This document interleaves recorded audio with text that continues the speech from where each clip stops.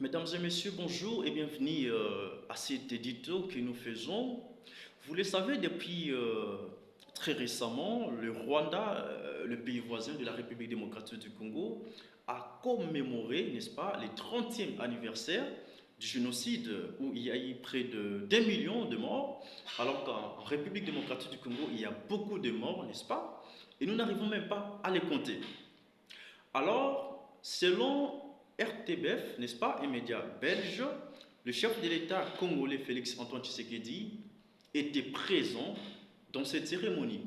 Une information démentie tout de suite, n'est-ce pas, par la porte-parole du président de la République démocratique du Congo, Tuna Salama, qui n'a pas précisé, n'est-ce pas, l'endroit précis, permettez la tautologie, où se trouve Tshisekedi.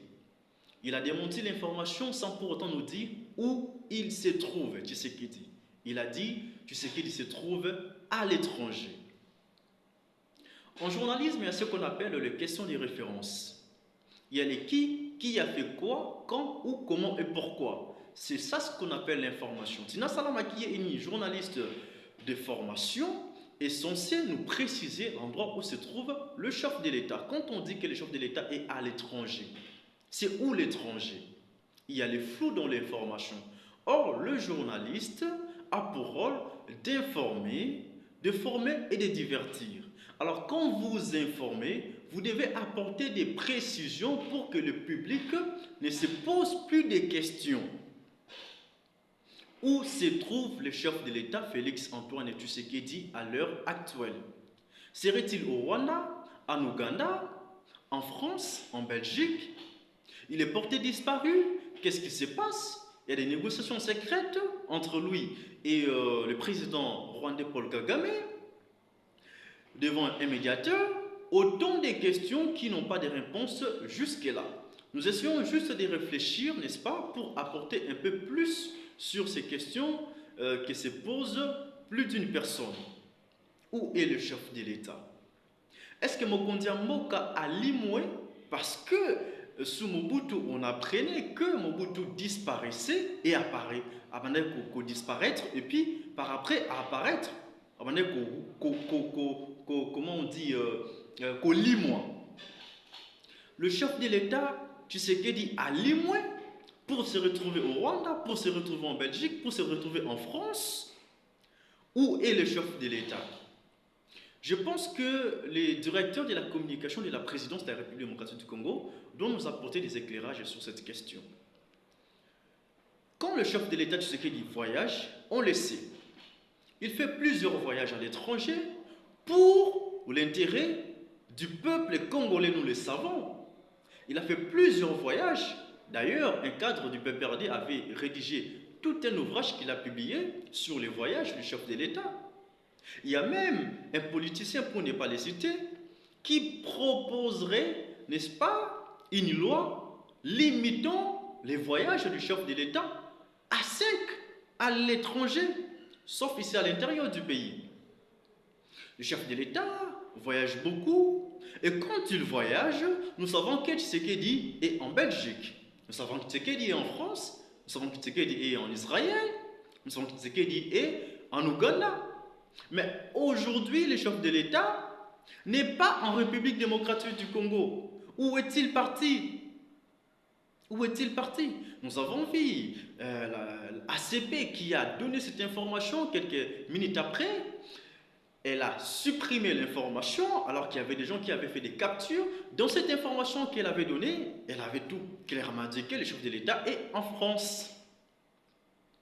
C'est un média national, public, appartenant à l'État, censé avoir toutes les informations à la vraie source. Pourquoi elle a supprimé l'information qu'elle a diffusée quelques minutes après? On l'a appelée pour lui demander de supprimer cette information.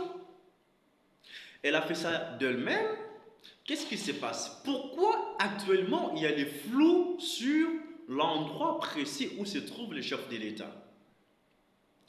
Alors, tout porte à croire que le chef de l'État serait en négociation avec les agresseurs de la République démocratique du Congo. Et quand on parle des agresseurs de la République démocratique du Congo, vous les connaissez.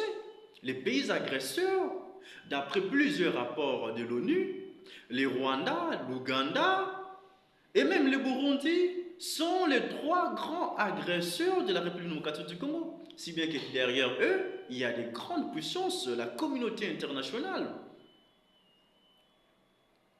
Le chef de l'État est-il prêt à négocier avec la rébellion du 1-23? Non, avait démenti Tina Salama et même le gouvernement à travers son porte-parole Patrick Mouyaya, que je salue, qui fait très bien son travail, parce que le gouvernement avait posé des préalables, n'est-ce pas, avant qu'il ne négocie avec la rébellion du 1-23, parce qu'on ne peut pas négocier avec les rebelles d'après l'exécutif national du pays.